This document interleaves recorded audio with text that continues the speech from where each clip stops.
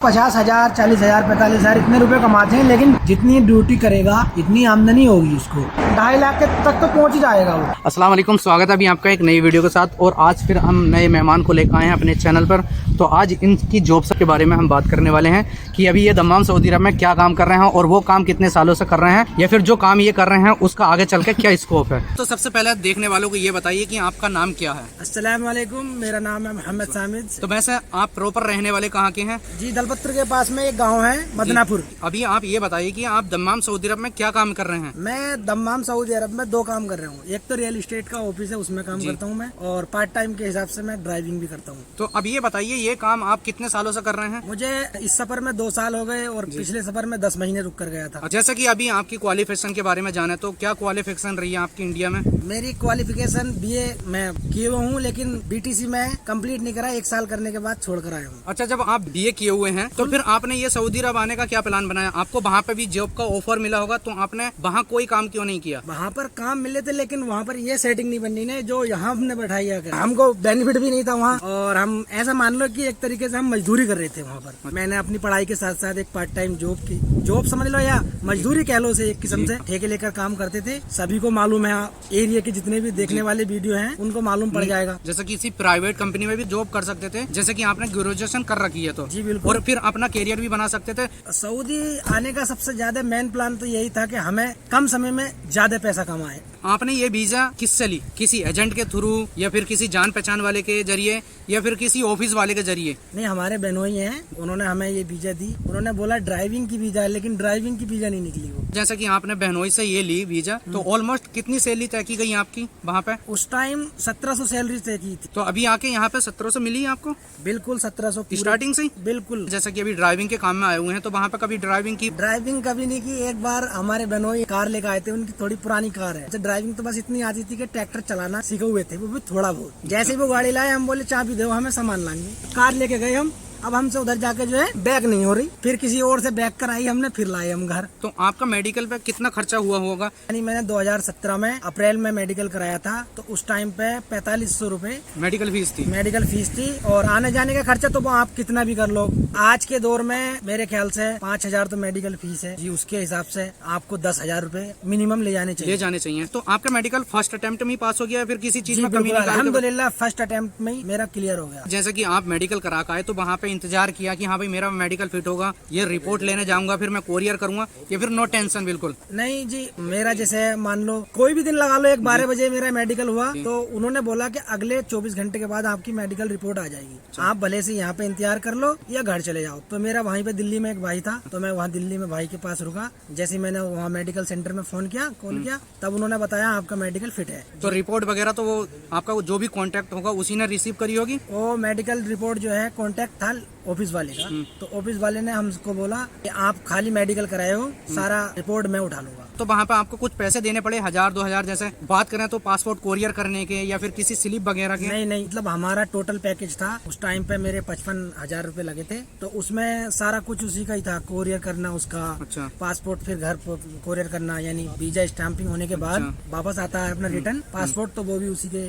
Through ही आया था। Medical होने के कितने दिन बाद जो आपकी वीजा स्टैंप हो गई? मेडिकल होने के 7 दिन के अंदर हमारी वीजा स्टैंपिंग हो गई थी, क्योंकि हमें जो है ज्यादा वक्त नहीं लगा। अगर बाकी और बंदों की बात करें तो बहुत सौ का बहुत ज्यादा टाइम लगता है यहाँ पे। उसमें ये होता है, जैसे मान लो आपका बुधवार में आपका पासपोर्ट सबमिशन में पहुंचा, या तो जुमे में सबमिशन खुलेगा, या फिर खुलता है सोमवार के दिन। जब सोमवार के दिन खुलेगा, उस दिन अगर आपकी वीजा स्टैंपिंग हो गई तो हो गई, नहीं तो फिर 1 हफ्ता बाद फिर होगी। एक एग्जांपल दूं तो जैसे कि बहुत से लोग एजेंट के जरिए काम कराते हैं वीजा स्टैंपिंग, तो उनका क्या होता है कि उन्हें ये बताया जाता है कि आज नहीं हो रहा, 10 दिन लगेंगे, 15 दिन लगेंगे। कभी कभी ये होता है कि पैसे फंस भी जाते हैं। नहीं, वो देखो, पैसे जो फंसने का हिसाब होता है, वो पैसा जो है मान लो एजेंट पहले से ही आपके साथ धोखाधड़ी कर रहा है। अगर आपका पासपोर्ट सबमिशन में पहुंच गया, तो 1 हफ्ते से 10 दिन के अंदर आपका जो है वीजा स्टैंपिंग हो जाएगी। जैसे कि हमने 18 तारीख को एक बंदे का मेडिकल कराया था, वो कल आपने सेंड कर दिया कि कल वो वीजा स्टैंप हो गई। तो उसमें ऐसा हुआ है, इधर से जो हमने बकाला बनवाते हैं ना, तब उसमें बकाला जो उसने दूसरे ऑफिस का बना दिया। यानी मान लो, अब मैं नाम आपको बता दूं, उसने जो है बकाला इम्तियाज ऑफिस का बना दिया, और हमें काम कराना था आरजू से। तब उसमें जो है 3 दिन उसमें फालतू चले गए, इसलिए आपके 4 दिन ज्यादा लग गए। हम माफी चाहते हैं। हम मुश्किल नहीं है, लेकिन हमें एक टेंशन के साथ साथ खुशी भी हुई कि उनके साथ भी वीडियो बनेगी और उनका एक्सपीरियंस भी जी, लोगों बिल्कुल। तक पहुंचाया जाएगा। आपका पासपोर्ट आपके पास आ गया, ठीक है। उसके बाद कितने दिन का आपने टिकट कराया? हमें थोड़ा ही पैसे देने में लेट हो गई, तो हमारा टिकट होना था पीर का, लेकिन हमने जब पैसे उस दिन नहीं दिए टाइम पे, तब हमारा 4 दिन लेट हुआ, यानी जुमेरात के दिन हमारा टिकट हो गया, जुमे के दिन हम इधर आ गए। तो आपने ये पैसे 55,000 में जो बात हुई थी किस तरीके से दिए थे, मेडिकल कराने से लेकर और टिकट होने तक? जब उसने हमारा मेडिकल का मुफ्त काट के दिया, 2,000 रूपए ले लिए उसने। फिर जब हम उसको मेडिकल कराने के बाद हमारा मेडिकल फिट आ गया, तो एजेंट ने जो है बोला जितने रुपए आप दे सको इतने दे सको। तो हमें उस टाइम 10,000 थे, हमने 10,000 दे दिए। बाकी जब हमने टिकट कराया जब दिए। कल जो वीजा स्टाम्प करा के दिए हमें, उन्होंने ये कहा था कि जैसे कि फ्लाइट में जो है खाना वगैरह होना चाहिए, तो ये क्या सिस्टम रहता है? ये फ्लाइट में इंक्लूड होता है या फिर पैसों की वजह से एजेंट लोग नहीं करा के देते? दरअसल ये होता है, ज्यादातर फ्लाइट में जो इंडिगो के ट्रैवल करते हैं उनका टिकट के साथ बुक नहीं हो पाता, या करते नहीं एजेंट, मान लो उनके एजेंटों की बात होती है, क्योंकि करते नहीं। फ्लाइट का खाना उस टाइम मेरे ख्याल से कॉस्ट 500 रुपए होती है इंडियन, तो इसलिए वो करते नहीं, उनको 500 बच जाते हैं। यहाँ पे बात करें, आपका टिकट जो हो गया, तो टिकट का बाया करके आए या फिर आप डायरेक्ट दमाम सऊदी अरब आ गए? जी मैं बाया दुबई आया था। हमारी तो फ्लाइट भी ऐसी थी कि हमारा अर्जेंट में जो है टिकट कराना पड़ा हमें, क्योंकि इधर से जो है हमारा कपिल कह रहा था जल्दी बुलाओ जल्दी बुलाओ। ईद का टाइम था, 10-12 दिन ईद के बचे थे, तो बोला मुझे सफर जाना है। तो सफर जाने की वजह से वो उसने जो है 1 हफ्ता अपने सामने रखा मुझे। जैसे कि आपने जो काम कराया था बेनोई से कराया, तो आप जब आए यहाँ पे फ्लाइट से, तो आपकी फ्लाइट में खाना था या नहीं था? मेंशन खाना नहीं था, क्योंकि कनेक्टिंग फ्लाइट थी। और अच्छा। फ्लाइट इतनी बुरी थी, वो फ्लाई दुबई वाकई में बहुत बेस्ट एयरलाइन है। अच्छा, यहाँ पे बात करें, जैसे आप दम्माम एयरपोर्ट आ गए, तो आपको कोई रिसीव वगैरह करने गया होगा, जाहिर सी बात है, जब बेनोई से वीजा ली थी तो? बिल्कुल। हमारे चाचा थे, एक सैफ भाई थे और एक राशिद मुतव्वा। बहुत अजीब लगा, एकदम खुशी भी हुई बहुत ज्यादा। अच्छा, यहाँ पे आने के बाद आपने क्या फील किया? जैसा कि सब लोग नए, वैसे बात करें तो नए तो नहीं थे, सब जान पहचान के थे, लेकिन एक वो थी ना, दूसरा देश, नई लैंग्वेज, तो क्या फील किया? कोई प्रॉब्लम वगैरह पड़ी नहीं पड़ी? मैंने 15 दिन तो खूब एंजॉय किया, क्योंकि इतना मजा आ रहा था। इंडिया की भीड़ भाड़ से निकल के जब यहाँ पर आए, ऐसा मान लो जैसे हम एक्सप्लोर कर रहे हो कोई चीज को। फिर यहाँ पे थे, यहाँ पर चाचा थे दूसरे, फरासत, और भी कई सारे लोग, पाजी थे हमारे। तो इनके होने के वजह से हमें कोई कमी किसी बात की महसूस नहीं हुई। अच्छा, आपको लेकर आ गए, फिर उसके बाद डायरेक्ट कपिल से मुलाकात कराई या फिर रूम पे ही छोड़ दिया? नहीं, वो जुमे का दिन था, तो हमारे मकतब की 2 दिन की छुट्टी रहती है, जुमा शनिवार की। अच्छा, जैसे कि मुलाकात हुई तो वैसे गाड़ी वगैरह चलवा के देखी आपसे? जी बिल्कुल। मुलाकात में, फर्स्ट मुलाकात में उसने हमें 100 रियाल दिए। उसके बाद जो है हमसे जो है गाड़ी चलाई। हम गाड़ी तो इतनी जानते थे कि गियर हम देख कर डालते थे। जब हमने गियर देख कर डाला तब वो बोला ये तो नया है, ये तो सिखाना पड़ेगा भाई, मिलना चाहिए ये वो। इस तरीके से उनने गाड़ी चलवाई। राइट लेफ्ट तो नहीं बोल रहा, लेकिन यमीनी असार कह रहा है, हमारी समझ में नहीं आ रही, हम नए आदमी थे। तो फिर उसने उतार के बोला कि ड्राइवर अच्छा नहीं है। तो नए बंदों के लिए ये कह सकते हैं आपको स्टार्टिंग में प्रॉब्लम पड़ी गाड़ी चलाने के मामले में? मतलब हमारा जो मकतब का काम था वो तो हमें 1 दिन में आ गया, लेकिन उसके बाद घंटा नहीं जानते हम ड्राइविंग में कुछ हमें टाइम लगा। हर रोज बस यही डर लगता था, वो कपिल किसी से बात करता था अरबी में, शायद उन्हीं से बात कर रहा है, मेरी शिकायत कर रहा है। अच्छा, ये बताइए, जैसे कि आप जिस घर पर आए हैं वहाँ पे ऑलरेडी कोई ड्राइवर था या नहीं?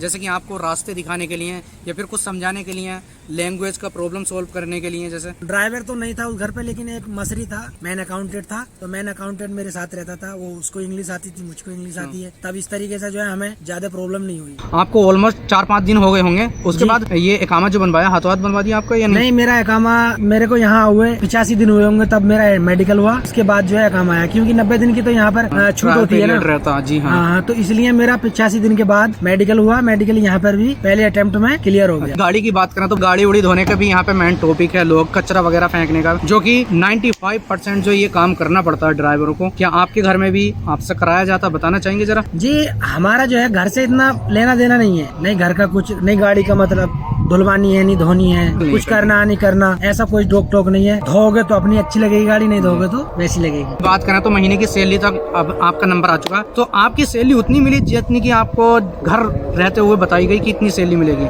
हाँ, 1700 बताई थी हमें, 1700 मिली अल्हम्दुलिल्लाह। अच्छा, यहाँ पर जैसे कि बात करें तो बहुत से लोगों से स्टार्टिंग में कार्ड भी लिए जाते हैं, जैसे स्टार्टिंग में जो आपको 100 रियाल दिए, तो आपसे काटे या नहीं काटे? नहीं, वो कुछ नहीं काटा। अच्छा, वो नहीं काटे। उसके बीच में भी हमें 50, 100, 50 तो इस तरीके से हफ्ते में 50, 100 इस तरीके से मिलते रहे। अच्छा, जैसे कि ऑलमोस्ट अभी आपका इकामा भी बन गया 3 महीने के ऑलमोस्ट करीब करीब, तो आपका लाइसेंस बना नहीं बना, या फिर बना तो क्या प्रोसेस रहा उसका? लाइसेंस, हम ड्राइवर नहीं है इसलिए हमारा लाइसेंस नहीं है। अच्छा, वैसे आपने इंसिस्ट किया नहीं किया कि लाइसेंस तो होना जरूरी है ना? अगर हमें ड्राइविंग में ही आना है अगली बार तो जो है ड्राइविंग लाइसेंस जरूरी चाहिए और वो हमें बनवाना पड़ेगा। तो हमें ऐसा कोई चक्कर नहीं है क्योंकि हमें ज्यादा काम है अपना ऑफिस का, ड्राइविंग का इतना काम है नहीं। किसी दूसरे बंदे की बात करें, उसके पास जो है लाइसेंस नहीं है, सेब देख लिया है मैंने, खिलाऊंगा कहते भी मत खिलाओ, मैं खा लिया। तो जैसे कि यहाँ पर दूसरे बंदे की बात करें, उसके पास अगर लाइसेंस नहीं है तो यहाँ का लाइसेंस नहीं बना, तो क्या उसकी वजह से जो है क्या उसको सैलरी कम मिलेगी या नहीं मिलेगी, या फिर कफिल देगा या नहीं देगा? जैसे नया बंदा आता है तब तो उसकी सैलरी 1500 ही मिलेगी इस टाइम पे। अगर सेकंड टाइम जैसे मैं आता हूँ, ड्राइविंग में आता हूँ मैं, मान लो तो ड्राइविंग में मैं चीजें तो सारी जाना हुआ हूँ यहाँ की, लेकिन ड्राइविंग लाइसेंस नहीं है, तब मुझे सैलरी इतनी नहीं मिलेगी। रिटर्न बंदे आ रहे हैं तो किसी के 1800, किसी के 1900 ऐसे मिल रहे हैं, हमें अब भले ही चाहे कितने ही मिल रहे हो। सेकंड टाइम में किसी दूसरे के पास आएंगे तो हमें पैसे इतने नहीं मिलेंगे, फ्रेशर के बराबर मिलेंगे। अगर कोई बंदा रिटर्न है बट उसके पास सऊदी लाइसेंस नहीं है लेकिन दोबारा आना चाहता है, तो ऑलमोस्ट आपकी नज़र में उसकी सैलरी कितनी लगेगी? उसकी ज्यादा से ज्यादा रिटर्न बंदा है और लाइसेंस नहीं है तो 1600 तक मिल सकती है, इससे ज्यादा नहीं मिलेगी। जो नया आना चाह रहा है फ्रेशर वीजा पे, तो उसकी ऑलमोस्ट यहाँ पर अभी डिमांड है या नहीं है? अगर है तो उसकी सैलरी कितनी लग रही है? फ्रेशर की इतनी डिमांड नहीं है, यहाँ के आदमी जो है एकदम रिटर्न बंदा मांग रहे हैं क्योंकि उसके पास लाइसेंस भी है, लाइसेंस बनने में यहाँ पर टाइम लग रहा है और फिर बहुत सारी दिक्कतों का सामना करना पड़ रहा है, इसलिए नए बंदे की इतनी डिमांड नहीं है। बाकी जो जानने वाले हैं तो वो ज्यादातर रिटर्न बंदा मांग रहे हैं, लाइसेंस के साथ वाला। यहाँ पर आने वाले ड्राइवर को क्या क्या करना होता है, कुछ बताना चाहेंगे जरा? क्योंकि मेन टॉपिक आदमी का यही रहता है कि ज्यादा फैमिली बड़ी नहीं होनी चाहिए, उसके घर में ज्यादा गाड़ियाँ नहीं होनी चाहिए क्योंकि धोना पड़ता है। भाई देखो, अगर कोई बंदा आना चाह रहा है नया और वो ये सोच रहा है कि मुझे ड्यूटी भी ना करनी पड़े, फैमिली भी कम हो, तो वो उसके लिए बिल्कुल गलत है। जितनी ड्यूटी करेगा इतनी आमदनी होगी उसको। जैसे यहाँ पे आदमी बीमार हो रहे हैं, जो रूम पे खाली पड़े हैं ना, जिनके घरों में ड्यूटी नहीं है वो बीमार हो रहे हैं, तो ये सोच तो बिल्कुल ही मत लाओ कि हमें काम ज्यादा से ज्यादा कम मिले या ज्यादा ना हो, ज्यादा ड्यूटी ना हो। जो ड्राइवर आ रहे हैं क्या क्या काम करना रहता है, जैसा कि ऑलमोस्ट जो कंपलसरी है ड्राइवर को करना होता है? तो उसको अपनी गाड़ी धोनी है, और अगर घर उसका विल्ला है, मतलब एक अपना घर है या फ्लैट है, तो तब उसमें तो धोने वोने के लिए कोई मसला नहीं है फ्लैट में। और अगर अपना एक निजी घर है तो उसको धोना भी पड़ेगा, शायद गैलरी वगैरह जो भी जितना भी बचा हो, ज्यादा बचे हुए नहीं होते हैं घर यहाँ पे, तो वो धोना पड़ेगा। और थोड़े बहुत काम होते हैं ऐसे जो करवाते हैं, वरना वो तो खुद ही कर लेते हैं। अब जैसे यहाँ पे बात करें, किसी घर में कोई बंदा आ गया नया, उसके घर में 5-6 गाड़ियाँ हैं, तो क्या नए बंदे को क्या बाकी गाड़ियाँ धोनी पड़ेंगी या नहीं? वो तो उसके मालिक पे, मतलब कफिल पे डिपेंड करता है कि वो धुलवाएगा गाड़ी या नहीं धुलवाएगा। बहुत सारे घर हैं जो सारी गाड़ी धुलवाते हैं। तो आप रिकमेंड करेंगे अपने यहाँ वालों को वो ड्राइविंग में आने के लिए? जैसे कि अभी हालात देखें तो फ्रेशर की डिमांड नहीं है, और अगर डिमांड है भी तो बहुत कम सैलरी मिल रही है। बिल्कुल बिल्कुल, बंदा जो आ रहा है, ऐसे मान लो आज के दौर में इंडिया में 10,000 रुपए कमाना बड़ी मुश्किल बात है, और यहाँ आने के बाद 1500 अगर सैलरी मिलती है तो 33,000 हो रही है। अगर 200 बंदा खर्च भी कर लेगा, 25,000 ऐसे बचा लेगा कि उसको ये पता नहीं रहेगा कि मैं कैसे बचा लिए। 25,000 बहुत बड़ी है, अमाउंट है इंडिया के हिसाब से। इंडिया में तो बहुत मुश्किल हो गया इस टाइम काम करना। अच्छा, जैसे कि यहाँ पर बात करें, नए बंदे जो आने वाले हैं उनकी ऑलमोस्ट 1400-1500 सैलरी लग रही है, तो उनको आने में यहाँ पर कितना खर्च लग रहा है, जैसे कि बताना चाहेंगे जरा? खर्च की तो बात ना करो, खर्च तो ऐसा मान लो ऑफिस पर डिपेंड कर रहा है कितना कौन सा चार्ज करे। बहुत सारे तो ऐसे हैं कि 1,35,000 में आ रहे हैं, 1,20,000 में, 10 में, 1,00,000 में, 80-85 तक भी आ रहे हैं। खर्च की बात ना करें तो अच्छा है, क्योंकि खर्च तो ऑफिस पर डिपेंड करता है कि उसको वीजा किस तरीके से मिली। मतलब अगर तीसरे आदमी से कोई वीजा ली, उस आदमी ने मान लो सऊदी रियाल 1,000 ले लिए, 1,500 ले लिए, तब 30-35,000 तो उसने ले लिए, फिर बंदे का तो 90,000 हो गए। ये है हिसाब, ऑफिस पर डिपेंड करेगी आपकी जो भी चार्ज करे। तकरीबन 1,00,000 रुपए मान के चलिए कि इतने तो लग ही जाएंगे फ्रेशर में। जी बिल्कुल। अच्छा, ये बताइए, तो क्या आप बताना चाहेंगे कि ऑफिस से आना बेटर रहेगा या फिर किसी अपने जान पहचान वाले से, या फिर कोई बंदा जो है यही किसी बंदे से कांटेक्ट करके वीजा ले ले? ऑफिस का वीजा भी आजकल सही मिल रहे हैं। कुछ यहाँ के आदमी हैं जो ऑफिस में दे देते हैं उनको, मतलब मान लो जैसे हम हैं अपन दोनों, तो कोई अपनों को वीजा दे दे, भाई मुझे कोई सहवाग बुला दे, तो बहुत ज्यादा अच्छा है, उसकी देख रेख में रहेगा। ऑफिस से जब बुलाया तो उसमें हम दखल नहीं दे सकते, यही है नहीं जी। बाकी तो कपिल के मिजाज पे है, वो कैसा निकल गया। और बहुत सारे ऐसे हैं, अभी हमारे एक बराबर में सैलून का काम करते हैं, उन्होंने अपने भाई को ड्राइविंग में बुलाया, 7-8 साल पहले भी रह चुके हैं वो, ड्राइविंग लाइसेंस नहीं है। अब कपिल के पास बुलाया उनने, 1 हफ्ते के बाद, 4 दिन के बाद उसने ये कह दी कि मुझे ये नहीं चाहिए बंदा। पता नहीं क्या दिक्कत रही या क्या वजह रही उसकी, वो तो उसके जाने, लेकिन 1 महीने वो रहे इधर खाली, उसके बाद जो है भेज दिया उनको घर। तो हाथ की भी वीजा बहुत सारी ऐसी हैं जो गलत निकल जाती हैं, इसमें कोई शक नहीं है कि कौन आदमी कैसा निकल जाए। और दूसरी बात, यहाँ के सऊदी आदमी का कोई हिसाब नहीं लगा सकता कि ये आदमी कैसा है। सपोज करो आपने किसी बंदे को बुलाया, यहाँ पर गलत जगह फंस गया, तो आपकी कितनी जिम्मेदारी रहेगी? क्या आपका उसमें कोई दखल रहेगा या नहीं रहेगा, ये बताइए। या फिर कुछ सपोर्ट कर सकते हो उसमें आप? सपोर्ट की तो यहाँ तक है कि मान लो अगर हमने कोई बंदा बुला लिया तो उसमें हमारा पूरा दखल रहेगा, लेकिन उसकी मर्जी के आगे हम कुछ नहीं चला सकते कपिल की। अगर उसने कह दी कि मुझे नहीं चाहिए माइब का, तो तुम कितने भी जोर लगा लो, उसका सीधा एक ही सवाल रहेगा या जवाब रहेगा, कुछ भी समझ लो, माइब का नहीं चाहिए तो नहीं चाहिए। सैलरी आप ही की जिम्मेदारी रहेगी ना, जितनी आप बताएंगे? जी बिल्कुल। अगर सैलरी की बात कर ली, मान लो 1500, तो सैलरी 1500 मिलेगी इंशाल्लाह। अच्छा। सैलरी दिलवाने की जिम्मेदारी रहती है, सैलरी देते भी हैं, ये भेजने के टाइम पे भी सैलरी देते हैं, ऐसा नहीं है कि सैलरी नहीं देते। जैसे कि किसी बंदे ने ऑफिस से वीजा ले ली, हाँ। ठीक है, तो अब ज्यादातर लोग जो है कमेंट ये करते हैं मेरे उसमें कि घर सही होना चाहिए। अब बंदा जो है वीजा ले लिया ऑफिस से, तो इसका कैसे पता चलेगा कि घर बेहतर है या नहीं है? या फिर कुछ लोगों के ये सवाल होते हैं कि वीजा ले ली है, तो आपने ये बताइए कौन सी जगह की है खास, तो क्या वो बंदा बता पाएगा वीजा वाला, वो जो ऑफिस वाला वीजा दे रहा है, कि एग्जैक्ट लोकेशन आपकी ये है? हाँ, तो वो ऑफिस वाला जो है हमें एक कॉन्टेक्ट नंबर देता है कपिल का जी। तो कॉन्टेक्ट नंबर मिलने के बाद हम कपिल से बात करेंगे, बोले घर कहाँ है, क्या क्या काम है। अब वो जैसे बताएगा ऐसा माननी पड़ेगी बात। ज्यादातर ऑफिस में जो वीजा जाती हैं, ज्यादातर मेरे ख्याल से तो अच्छे लोग ही होते हैं। वो 1-2 लोग हैं ऐसे जो मान लो 100 में से 5 निकलिए के जो थोड़े हरामी टाइप के हैं, मगर किसी कपिल का भी ये हिसाब नहीं लगा सकते कि किसके साथ कैसे पेश आएगा, वो कौन सा सलूक कर दे। मतलब बहुत से ऐसे हैं कि हरामी है पहले से, एक ड्राइवर के लिए, अब दूसरा ड्राइवर आया उसके लिए अच्छे हैं, तो किसी आदमी का भी यहाँ हिसाब नहीं लगा सकते। एक तो वो वाली बात है कि हम जैसे होंगे वैसे दूसरा हमारे साथ सोच रखेगा। जब आपने ऑफिस की बात करती तो बहुत से लोग ये बताते हैं कि साउंड लाइन अच्छा, परफेक्ट ग्रुप ट्रेनिंग अच्छा है, लेकिन हाल ही में मेरे जैसा कि अभी 4-5 दिन की बात करूं तो मेरे सामने इतने सारे केसेस आए हैं, ये परफेक्ट ग्रुप ट्रेनिंग का भी और साउंड लाइन का भी। साउंड लाइन के यहाँ पे फंसे पड़े हैं और लोग ये करते हैं ना जैसे कि हम तो 60-70 में आ जाएंगे, तो उसका क्या बताना चाहेंगे? जैसे ऑफिस वाले कम में भी भेज देते हैं। ऐसा होता है जैसे मान लो ऑफिस वाले ने कभी ऐसा होता है हरामपन कर देते हैं, वो विजिट वीजा पे भेज दिया, अब मुसस्सा में लग गए किसी कंपनी में, तो उसमें मुसस्सा वाले जो है थोड़ा हमें परेशान भी कर देते हैं, क्योंकि उनका तो रहता है ये कि सप्लाई का बंदा वो समझते हैं कि सप्लायर के द्वारा भेजा हुआ, और उस बंदे को जो है वो परेशान भी कर देते हैं कभी कभी। ज्यादातर तो ऐसा ही होता है, लेकिन अगर जो कंपनी बड़ी है और वो खुद हायर करा रही है HR द्वारा इंटरव्यू होने के बाद, तो वहाँ ऐसा कुछ नहीं है। वहाँ अच्छी तरीके से रह रहे हैं बंदे और बढ़िया मौज काट रहे हैं, पैसे भी अच्छे मिल रहे हैं उनको, बोनस वगैरह ये वो। अब जैसा आपने बताया मकतब में, तो आपके मकतब की ड्यूटी का क्या शेड्यूल है? क्या क्या काम करना पड़ता है वहाँ पे? या फिर ऑलमोस्ट कितने घंटे ड्यूटी हो जाती होगी आपके मकतब में? आपकी मकतब में जो है एक हिसाब मान के चल लो 4 घंटे 5 घंटे तो रहना ही है। अब उसकी बात करें शेड्यूल की, तो ये कभी कभी ऐसा होता है कि किसी को चाबी दियो, किसी से चाबी लियो, किसी के पेपर पहुँचा का, किसी के पेपर लेगा, स्कैनर है स्कैन कर दिया, अच्छा, फीड कर दिया, वगैरह वगैरह ऐसी। जैसे कि आपने कुछ देर पहले बात ये बताई थी कि नए ड्राइवर को जो है 1400-1500 सैलरी मिल रही है, तो उसमें एक बात करें तो कितना खर्चा आ जाएगा अगर वो रूम पे बनाए अकेला बंदा? तो अगर एक बंदा रूम पे खाना बनाए तो 200 मिनिमम आएगा। इतनी महंगाई में 200 रियाल में कर लेगा एडजस्ट बंदा? क्योंकि अगर 1 किलो गोश्त ले आया 20 रियाल का, तो वो 1 किलो गोश्त एक बंदा 4 दिन तो खाएगा ही। कोई भी खाने हो, इंडिया में खाने वाला हो, तो भी वो यहाँ आकर फिर उसकी पता ना ऑटोमेटिक ही कैसे करके फूड का जो है इतना वो नहीं रहता हाई के वो खूब सारा खा ले।